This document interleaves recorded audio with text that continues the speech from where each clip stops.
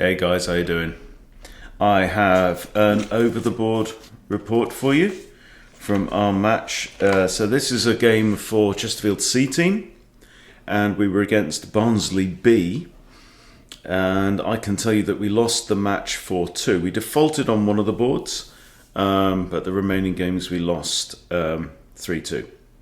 So I'll take you through my game, and I was on board 4 out of 5 because we didn't put up a board 6, and they won the toss. They chose to go with white on the odd board, so 1, 3, and 5, meaning they had 3 games with the white pieces and 2 games with black. I'm on board 4, so I'm an even board, so I got white, and no surprises, I started with e4. Now, I haven't analysed this at all.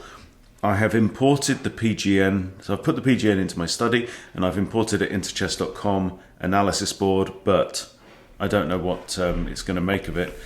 So, my opponent plays the Pit's defence with pawn to d6.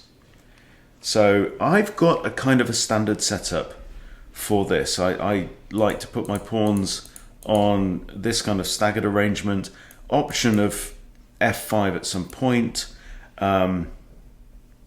So I played this more or less how I would play a blitz, and I did play pretty quick. So d4, grab the center. We have knight f6 from black, and bishop d3. So the point here is obviously the knight's attacking the bishop. I wanted to, knight's attacking e4. I wanted to defend e4, but I didn't want to do it necessarily with knight c3 because I might put my pawn there. And the idea, at some point, you get this bishop out, maybe knight to d2. Okay, so I'm leaving my options open. Also, getting the bishop out of here means I'm one step closer to castling kingside. And I haven't got stockfish running now either. Okay, so opponent plays g6, obviously signalling that he's probably going to fianchetto that bishop and short castle. This is all very normal. I now decide to play my knight to e2. Now this does a few things. Obviously, it means I'm ready to castle. It also doesn't block Freddy. It also defends the d4 pawn. Now I'm probably intending to play c3 anyway, but I figure this is quite solid. Bishop g7, and from this point it's pretty even. I do have the book open of player results, so I bring my bishop out now to g5, and the point of this is not that I'm really intending to attack the knight. That's not an attack. I want to put my queen on the same diagonal as the bishop, and then I want to drop my bishop into h6 and eliminate this guy. Okay, this is a very common attacking pattern, or preparing for an attack. You want to, now that black has weakened the dark squares by pushing the g7 pawn to g6, you want rid of this very solid defensive bishop. It could also be an attacking piece as well later on. Alright, so black castles. I push c3, and they play knight b to d7. So this is quite solid, but I'm already thinking this bishop is not looking all that happy right now. He's gonna maybe struggle to get into the game. From here, white wins 49 to 48% of the time, and the settings are 1800 and 2000 on Lichess, so round about my level.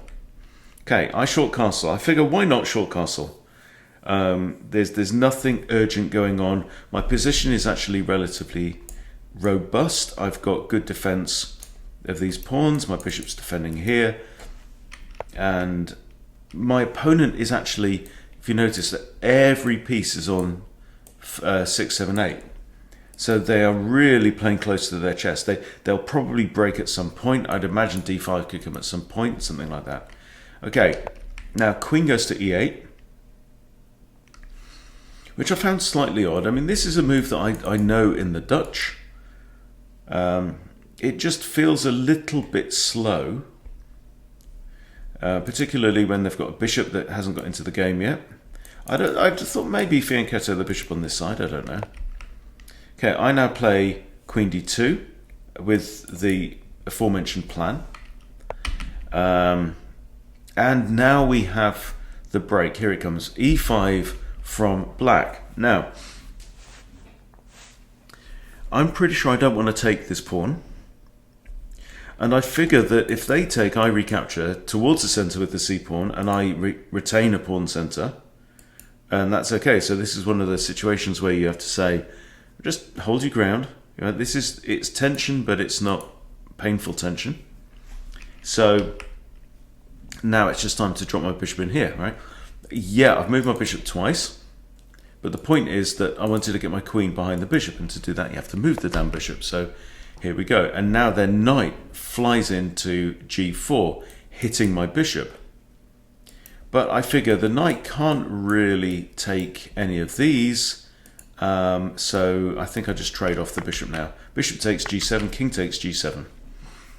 All right, and now I figure the opponent doesn't have a dark squared bishop, so h3 is fine because I'm kicking the knight. I know the knight has got nothing, no forward motion that would bother me at all. He'll just give up his own life. So back he goes. So this is now move number 3 for that knight. Okay. So what would you play here? Now clearly I want to develop my queen's knight at some point, but I don't really have a... Excuse me. It's 11 o'clock at night. Yeah, but I said I'd do reports on all these games, so I don't really have a good place to move the queen to right now. So I figure this knight can just stay chomping away in its stable for now. Okay, and I decide to break through with f4. It feels like my opponent is playing in a very reserved manner, and I didn't see any reason not to push this. If they take, I've got uno, dos, tres that can recapture. And I'm putting pressure on this position, and the dark square bishop is already off the board. So, okay, and they take. Now, we have 3 options. I do not know which is best. The knight obviously can take, and the knight would improve its circumstances in doing so. But I decide, and obviously the rook can take as well. I decided to take with a queen. And the reason is I've got a semi-open f-file. This knight is defending that knight, so it's defended twice. But why not add more pressure on the f-file? And this becomes a bit of a feature. The knight now swings around to h5. I was ready for this. Need a drop of fortifying brandy. Am I celebrating or am I drowning my sorrows? We shall see. Okay, I was ready for this move. I thought the knight would go there. This is move 1, 2, 3, 4 for the same knight, by the way. I just dropped the queen back to f3, maintaining my evil eye of Sauron down the f-file. The knight has now put itself on the rim, obviously. And back he goes. 1, 2, 3, 4, 5 moves for the same knight in 14 moves. Okay, now it's time, now that queen has vacated d2, the knight goes to d2. This also adds a second defender to this, so I'm feeling all right. I'm feeling all right here. Okay, opponent now plays move number 6, I think, for the same horse. This horse is putting in a stint, and he undevelops back to g8. And clearly he's performing like a defensive role, seeing as there's no dark squared bishop now covering these dark squares. And I thought, yeah, that's it's a weird looking move, but maybe he knows something, I don't know. Now, the opponent does have very good control over, for example, f6. He's looking good. However, this bishop is still unhappy, this rook is still not engaging. So, here I decide to go on the offensive, or at least to build up pressure. I'm feeling like my opponent has allowed me time to build the pressure, so why not pile it on. Rook f2. I figure maybe I'm going to play my rook to here, or maybe I might play my queen over. Right now, I'd love to be able to do something like this, but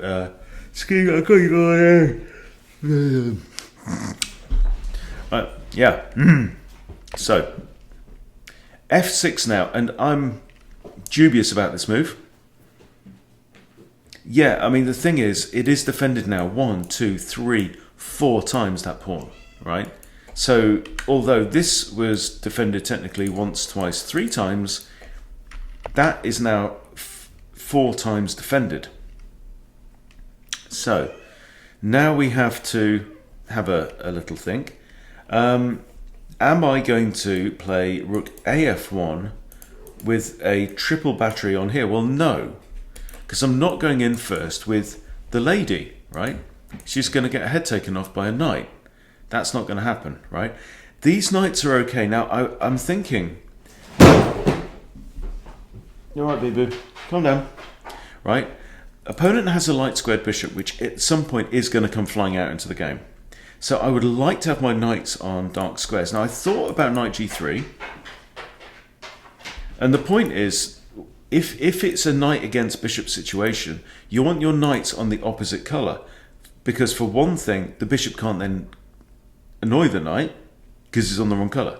But the knight is also looking at the right colour, in a way. The knight is then looking at the colour complex that the bishop is on.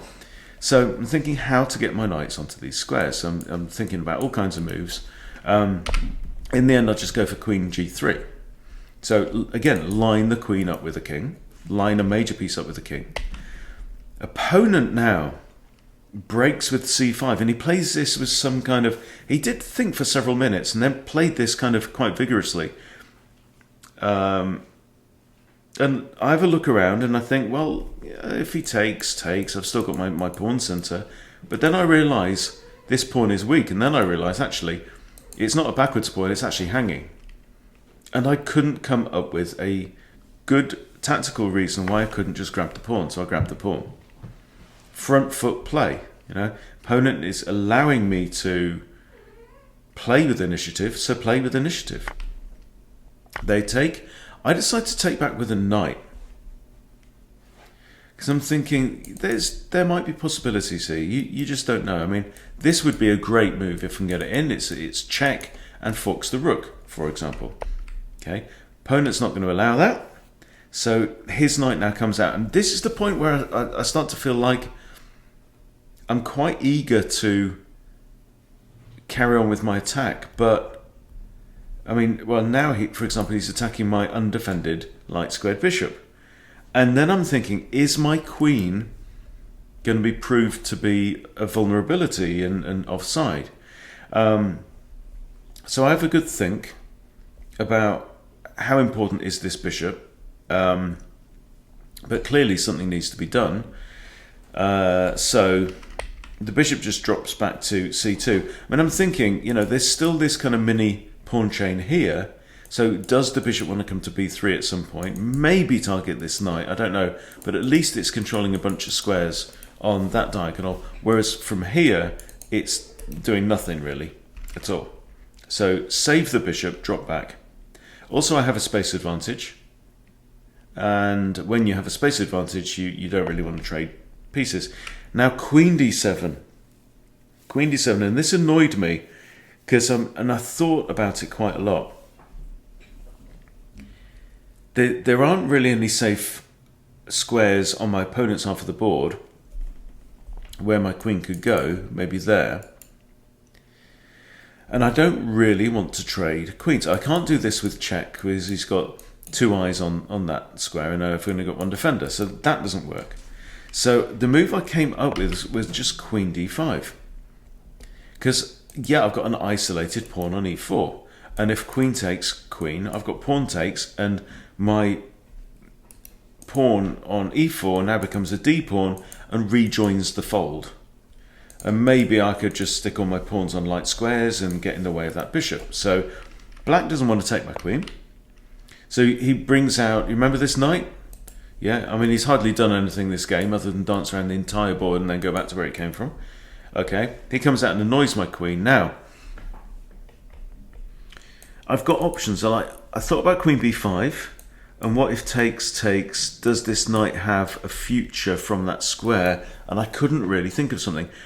I thought about queen b3, but then queen b3, I really wanted my bishop to have the option of coming to that square at some point. And so after quite a think, I just traded off.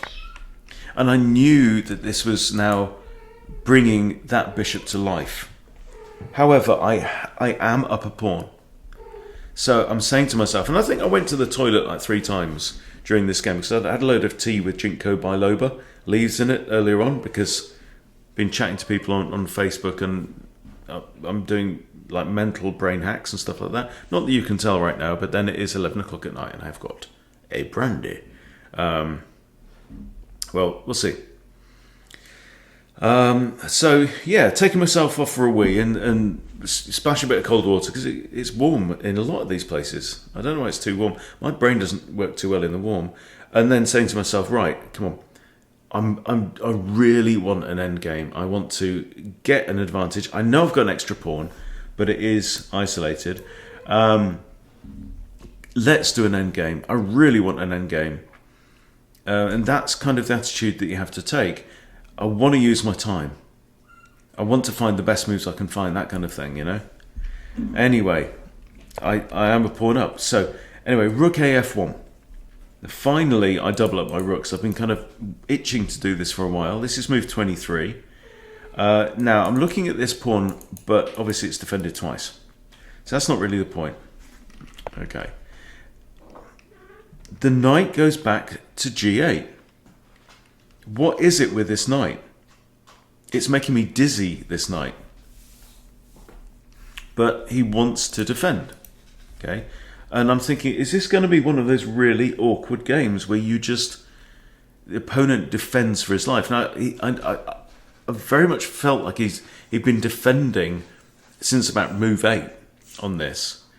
And it can be very difficult when you feel like you have an edge, a slight edge in a game, to want to press forward, particularly if you've been playing like, you know, quick time formats and stuff like that, where it's down to the clock rather than the so it's more about just not really screwing up than it is about earning a win, and that just doesn't work with classical.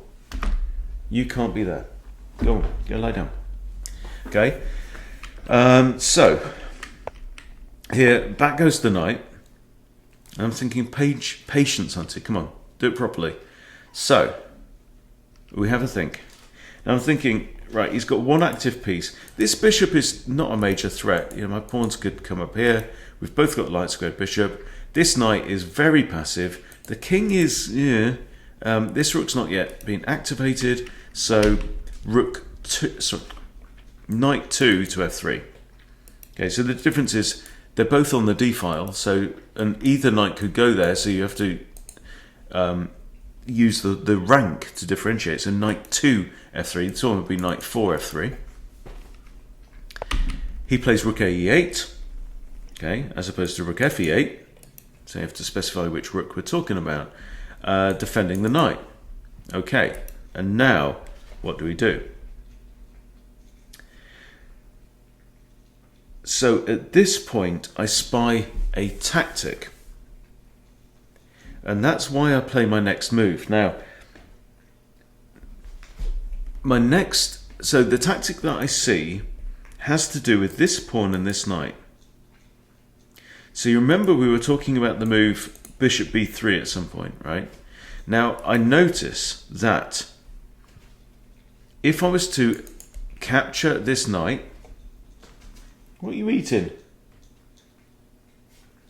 What are you? Find out later. Never mind. If I was to capture this knight, either the king or the rook has to recapture, right? But the king and the rook are also the only defenders of that pawn on f6. Now, so I'd like to play my bishop here and eliminate the knight. However, that would leave this pawn undefended. Plus, I've got to get this knight out of the way. So, take all those things, shake them up, knight back to d2. And I'm defending this, and I'm also preparing that. So he now places knight to c6, and I quickly play bishop b3. He has a think, and I think he realizes what my plan is. That it's almost like an overworked defender, in that the same pair of pieces are defending the same two other pieces, or one piece, one pawn. So he now plays, here he goes again, you know, the crazy knight. So this is knight g e7, okay? And I think, okay, fair enough. He's spotted the tactic. And now I spot another one, okay? So there's a fork here with the knight. But I have to decide, okay, I'm a pawn up, but it's an isolated pawn. I've got 2 on 3 on the king side. I've got 3 onto advantage on the queen side. I've got an extra e pawn. Is that enough? So if I was to play knight here with a fork on king and rook, it pretty much forces bishop takes, and then I can take with the bishop. Now, is it better for me to have one bishop and one knight against 2 knights, being a pawn up in the ending? And I figured that it was, because for one thing, there's no locked files. We're all good. The other thing, there are pawns on both sides of the board, which favours the high-speed, long-range piece. So in goes the knight with check.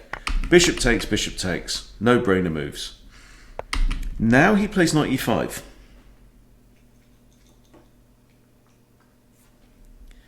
And I figure, well, what's that knight doing? He can't really go there. Oh, hello. This is his idea, right? Fork, undefended pawn. So what can we do about that? Well, back goes the knight to f3. We now have knight tension, and I figure if he does this, I can actually play. So this is a discovered defense on b2, and he does play knight d3, and I do play rook d2, hitting the knight. I know he's got options now, okay? He goes to f4, now hitting my bishop. Do I want to lose my bishop? No, I don't. So back he comes to b3. Right? There's a lot of this goes on, and I think the high quality games that you watch, sometimes you do get this, like pieces moving backwards and forwards to the same squares. We probably don't do it enough in like casual chess at lower levels. Anyway, so he now plays rook d8. So he wants to trade off rooks. Okay, I figure, okay, it's defended by the knight, so I don't actually have to do anything. But then I come up with another tactic. Now, pause if you wish, and can you see, particularly if you have the same favourite piece that I do, I'm a big fan of the horse, right? There's a very clever tactic going on here. Now, in fact, I was already thinking about this tactic now while my opponent was thinking, but my opponent just made it even sexier. So, on one side, there's a discovered attack, right? We've got rook looking at the knight on f4. But on the other side, I was thinking knight here, discovery, okay? Knight here, this knight's going to have to move somewhere, and as soon as it moves, it undefends his square, and my knight can jump into there. Another king rook fork with my second knight, and wins an exchange. My opponent does this, and I think, okay, oh, now what? You know, I don't really want him to take here and this. And then I thought, hang on, I can block the rook's attack with this move, which is the move I wanted to do anyway, with the discovered attack on the knight, and still threatening the fork. And what's more, it's a three-way now. It's a three-way. Right, it's just got kinky now. Okay? Now, he has a right jolly good think, and he figures it out. If this knight goes anywhere, yeah, I've now got, I mean, he can't go there, obviously, because, you know, let's say knight goes back here. I've got knight here, three-way fork with check. Morgan, Morgan.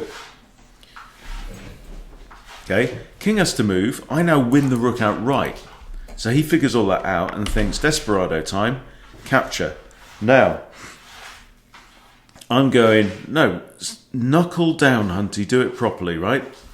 If I'd have just snatched at this, what would have happened? Knight e2 wins the exchange right back, okay, with the fork on king and rook. So I capture with the c-pawn, and lo and behold, I've got the central pawns again, right? He plays knight h5 because his knight still hangs. I don't think this is the smartest move. I think he should have come back. Oh, he can't even go back there. Oh my lord, right? And now I'm thinking, Morgan, pack it in. It's buried, whatever it is. Go on. Now I'm thinking, hang on, is there a trap here? Because look, the knight can't retreat to a dark square there. Can't come to this one because of my rook. Oh, he can come here. So, king h2. So now I'm threatening. g4 wins the knight. Okay? So what does he do? f5. Gives himself an escape square. We have kind of tension between the pawns. Now I just push e5. Right, I'm starting to play a bit more blitzy now. But I'm thinking I'm in a good place. Right, I'm still controlling squares around this king. I do have two rooks. I'm up an exchange and a pawn. He pushes again f4. And he's now playing quite quickly. And I'm thinking, I know what this is. I know what this is. And at this point, he's got 30 minutes left on his clock at the 75-minute game, and I've got about 45. So I'm comfortable on time. And I'm thinking, right, I'm not going to let this bugger rush me. So, little think. Having said that, I still probably play too quickly anyway. Right? Rook df2, right, rather than rook ff2. Put pressure on here. It is defended twice. But I'm thinking I've got things like, you know, g4, attacking the knight. Might do this. Anyway, so now knight g3, he attacks my rook straight back. So, just simply rook e1. I know that the rook is safe from a knight at this distance, okay? He now plays his other knight into e5. And I'm thinking, I'm not going to let this bugger get one over on me. I've got to be tight. I've got to be stingy with my material. I'm not going to sack the exchange on a whim and just be one pawn up and lose, you know. But this move, I realise, and he plays it actually very quickly, but he's just blocked the rook's defence of the f4 pawn with this move. I have a good look at it and think, free stuff, take the pawn. Right, I'm now up an exchange on two pawns. Opponent now plays, because in fact he isn't really compelled to do that. Maybe h5 or something would be good here. He plays knight h5, attacking my rook. I drop the rook back, and then I'm thinking, hello, this is a pattern I recognise. He takes on d4, threatening my bishop. Right, so the knight, the pawn fork is no longer on. He takes here, I take the rook, king takes rook. Obviously I'm up material, and now I've got a rook and a bishop against two knights, two slow pieces against two quick ones, and I've got this nice central pawn. I play rook f1 check, thinking he's going to move his king out of the way. Obviously he can't go there, but he's got one of these, right? And opponent decides to block with the knight, thereby reinstating pawn to g4. He plays the knight here and then actually shakes my hand and drops his king, and that's it. So we got the win. So very happy, but the team lost, which is a shame. Anyway, so I've imported it into here, and I'm going to hit review, and we're going to see what happens, because I was rather proud of that game. Okay. What are you eating? You've got your little bowl of food down there. Okay, I understand. Right, 84.6. And look at this. There's 1 point in the game where black got a look in. 0 blunders, 0 misses, 0 mistakes, 7 inaccuracies, 14 best moves. I will take that. I will take that. Okay, guess the ELO time. So my real ELO is like 1580 something, right? I don't know what my opponent's is. It didn't say. 1850 from me and 1600 from him. Wow, wow, wow. Okay, well, I don't know. I think it's too late actually for me to go into the analysis of this, but it's saved. Is it saved? I've saved it, so it's on my profile now. Now it should be on my profile, I think. If you go to my profile, will it be on there? No, it's not. So, but I can go, if I go back to it. Okay, there we go. So I will share this link with you guys if you want to look at the analysis. But I will go through it, but I'm not going to do it at 11:30 at night because I'm tired and I've got brandy to finish. So anyway, I thought that was a damn good game. That was a really good game, and also to get that kind of accuracy over that length, I think that's really something worth celebrating. So 84.6 over that without a mistake. He's got 1 miss and 5 mistakes, no blunders. But you know, good game by Matt. But I have to say, better game by me. So there you go. Thanks for watching. See you soon.